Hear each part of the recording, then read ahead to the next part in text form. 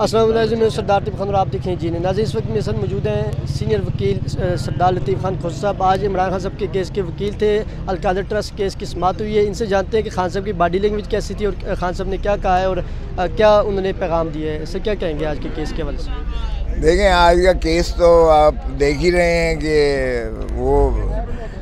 اب چونکہ اس میں کچھ ملزمان جو مفرور ہیں ان کی مفروری کیا جو ہے پروسیس پورا ہونا ہے، جس میں 30 دن لگیں گے پروکلمیشن کے لیے، اور اس کے بعد جو ہے یہ دفعہ 87 کی کارروائی اسے کہتے ہیں، 87 ضابطہ فوجداری، اور اس کے بعد جو ہے 88 کی کارروائی ہوگی، اور ظاہر ہے کہ اس میں تو جو ہے وقت کافی لگے گا۔ انہوں نے 10 والیومز آج پیش کیے ہیں، لیکن وہ نوبت قانون میں ابھی نہیں آئی تھی 265C کی کہ وہ فائلیں وہ والیومز ہمیں دیے جائیں، لیکن عمران خان کی نے تو بڑا کہا جی کہ میں کسی والیوم کا یہ نہیں کہوں گا کہ اس پر جو ہے اس کی مشتہری نہ کی جائے یا اس کو سیل کر دیا جائے، میرے لیے سارے والیوم جو ہے کھول دیں، کیونکہ میں تو کھلی کتاب ہوں اور مجھے کوئی چیز قوم سے اور ملک سے چھپانا نہیں ہے مقصود۔ پھر انہوں نے یہ بھی کہا کہ میڈیا جو ہے، ہم نے شکایت کی کہ میڈیا کو آنے نہیں دے رہے، تو انہوں نے کہا کہ میڈیا بھی آئے گا، جج صاحب نے کہا، اور اس میں وہ آپ کے 10 یا جو بھی ہوں گے، اور بین الاقوامی میڈیا جو آیا ہوا ہے اس کے بھی 5 جو ہے افراد وہ بھی آئیں گے، کیونکہ یہ کھلی عدالت کا جو تعلق ہے وہ ظاہر ہے کہ آگہی سے ہوتا ہے، کہ عوام کو آگہی ہو کہ اس مقدمے میں کیا پیش رفت ہو رہی ہے اور کس انداز سے جو ہے اسے نپٹایا جا رہا ہے۔ تو انصاف صرف کرنا نہیں چاہیے، انصاف ہوتا ہوا نظر بھی آنا چاہیے۔ تو اس لیے اگرچہ یہ جیل ٹرائل ہے جس کو بھی ہم چیلنج کریں گے،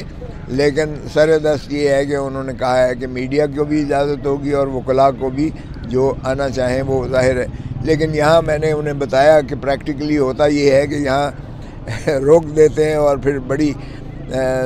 خواری کے ساتھ جو ہے یہ ایک ایک کر کے جانے دیتے ہیں، اور وہ بھی جب جج صاحب اجازت دیتے ہیں تو اس قدر جو دقتیں یہ کریٹ کی گئی ہیں، یہ تو وکلاء کے کم از کم ان کی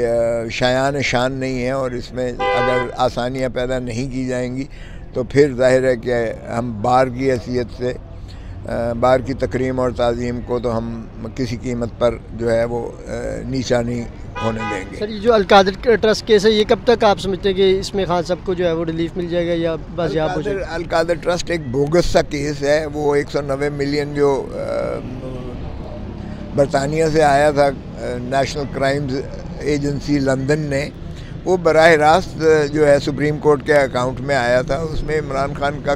کوئی لینا دینا نہیں تھا، ایک دھیلے کا گین نہیں ہے۔ اور پھر جو ملک ریاض نے اس کے بعد جو دیا تھا، ڈونیشن دی تھی القادر یونیورسٹی کی بنانے کے لیے، اور پھر بنانے میں جو پیسہ اس نے دیا تھا یا اس نے لگایا تھا، خود ہی تعمیر کروائی تھی، آج بھی وہ فنکشنل ہے، وہ ٹرسٹ کے نام ہے، القادر ٹرسٹ ڈیڈ جو کے تحت لکھا ہوا ہے اس میں، کہ نہ اسے کوئی بیچ سکتا ہے، نہ اس سے کوئی جو ہے مفاد لے سکتا ہے، اور ٹرسٹیز کو بھی نہ ان کی تنخواہ ہے کوئی، اگر وہ بشرا بی بی ہیں اور عمران خان ہیں، تو عمران خان نے تو بہت سارے ٹرسٹ بنائے ہیں، جو اگر شوکت خانم ٹرسٹ ہے، اور النمل کی یونیورسٹیز جو بنائی ہیں، 3 اس نے جو ہے کینسر اسپتال بنائے ہیں پاکستان میں، جو اسٹیٹ آف دی آرٹ ہیں، اور دنیا میں ان کا علاج یہاں ممکن ہی نہ تھا، اس نے ممکن کر دیا، عوام کو سہولت دی۔ اور اسی طرح تعلیم کے شعبہ میں نمل یونیورسٹی پنڈی میں بھی، اور اس نے جو ہے اس نے اپنا میاں والی میں بھی دی، جو آج استفادہ تعلیم سے مستفید ہو رہے ہیں بچے پاکستان کے، اور یہ نئی نسل اگر ہم تعلیم کے زیور سے آراستہ کریں گے تو وہی پاکستان سنورے گا۔ اور القادر یونیورسٹی بھی فنکشنل ہے، بچوں کو مفت تعلیم دی جا رہی ہے وہاں، البتہ جو باقی اخراجات ہیں وہ ڈونیشن کے ذریعے ہوتے ہیں، اس میں ایک پائی بھی سرکاری خزانے سے نہ لی گئی ہے نہ آج لی جا رہی ہے۔ تو لوگ مخیر حضرات جو ہیں وہ اپنا ڈونیشن دیتے ہیں، اور ظاہر ہے وہ ایک ثواب داری ہے، مستقل ایک جو ہے وہ سلسلہ چل رہا ہے، تو وہ اللہ کے نام پر۔ اللہ سے بتائیے گا کہ عمران خان صاحب کے خلاف ایک مرتبہ پھر کردار کشی شروع ہوگی، اس کو کیسے دیکھتے ہیں بطور وکیل؟ آپ کیا سمجھتے ہیں کہ یہ جو کردار کشی؟ شرم آنی چاہیے، یہ جو ہے مجھے سمجھ نہیں آتی ہے۔ 2 مہینے اس کو قید رکھ کے اور پھر اس سے بیان دلوایا گیا ہے۔ 6 سال پہلے شادی ہو گئی ہے، 3.5 سال مانیکا صاحب جو ہے وہ VIP ٹریٹمنٹ لیتے رہے ہیں، وہ اپنی مرضی کے DPOs اور پتہ نہیں کیا کیا کرتے رہے ہیں، اور اس وقت تو انہیں یہ یاد نہیں آیا کہ میری بیوی جو ہے وہ